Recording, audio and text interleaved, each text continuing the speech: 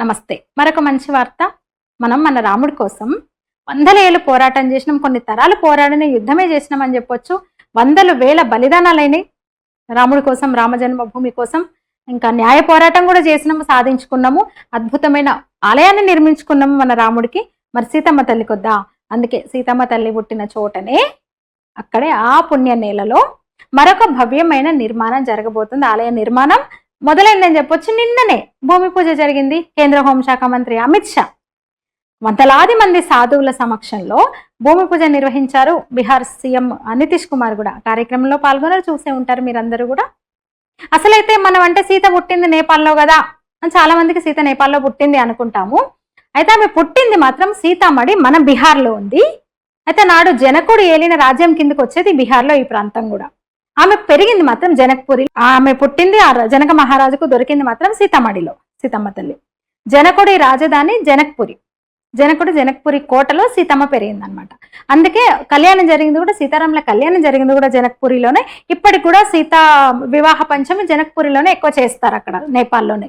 సంప్రదాయంగా మన నుంచి కూడా అత్తవారి తరపున, అత్తింటి తరపున పట్టు వస్త్రాలు, తలంబ్రాలు, ముత్యాల తలంబ్రాలు ఇవన్నీ వెళ్తా ఉంటాయి. ఇప్పుడు అక్కడ సీతమ్మ వారి పుట్టిన ఆ ప్లేస్ లో మనం మళ్ళీ గుడి కట్టుకోబోతున్నాం. అయోధ్య తరహాలోనే 850 కోట్లతో, నిన్న అమిత్ షా చెప్పారు, 850 కోట్లతో ఒక అద్భుతమైన, అంటే ఆల్రెడీ అక్కడ ఆలయం ఉంది కానీ చాలా పాతది, చాలా ఎప్పుడో కట్టింది అనమాట.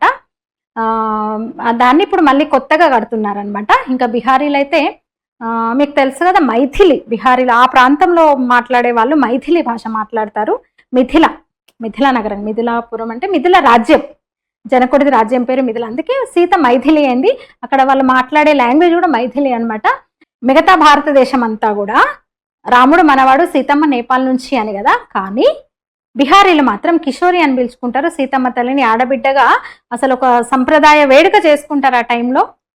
వివాహ పంచమి, సీతామాత జన్మదినాన్ని కూడా బిహారీలు జరుపుకుంటారు. ఇక వివాహ పంచమి అయితే చాలా ఘనంగా బిహారీలు కూడా చేసుకుంటారు. నవమి కదా, రాముడు పుట్టింది నవమి, కానీ మనం కళ్యాణం చేస్తాము భారత్లో. కానీ నేపాల్లో వివాహ పంచమికి మాత్రమే కళ్యాణం చేస్తారు. వాళ్ళ పెళ్లి జరిగింది వివాహ పంచమి. ఆ వివాహ పంచమిని నేపాల్ తర్వాత చేసేది మళ్ళీ బిహార్లో అనమాట.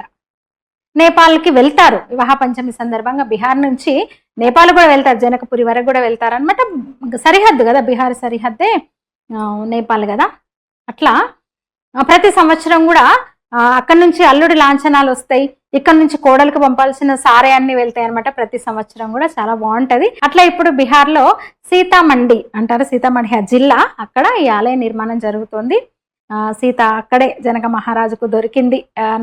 నాగలి దున్నుతుంటే ఆ నాగటి సాలలో దొరికిందని చెప్తారు. అట్లా ఇంకా రామయ్యకి ఎట్లయితే ఏం తక్కువ మరి సీతమ్మకు. ఇక ఆలయం కోసం బీహార్ ప్రభుత్వం 50 ఎకరాల భూమిని కూడా సేకరించాలని నిర్ణయించింది. ఈ ప్రాజెక్టుని ఇంకా త్వరగానే పూర్తి చేస్తారు. నిన్ననే భూమి పూజ అయింది కదా. అట్లనే అయోధ్య నిర్మాణం కోసం రామ మందిర తీర్థక్షేత్ర ట్రస్ట్ ఒకటి ఏర్పాటు చేసి, ఆ ట్రస్ట్ చేతుల మీద అంతా జరిగింది కదా. ఇక్కడ కూడా ఒక పబ్లిక్ ట్రస్ట్ ద్వారా నిర్మాణ పనులు జరగాలి. అట్లనే ఆ ట్రస్టే విరాళాలు సేకరిస్తుందని కూడా తెలుస్తుంది. ఇప్పుడున్న ఆలయం, అక్కడున్న ఇప్పుడు సీతామఢిలో ఉన్న ఇప్పుడున్న సీతామాత ఆలయం దాదాపు 100 ఏళ్ల నాటిది, కొంచెం శిథిలం అయిపోయింది.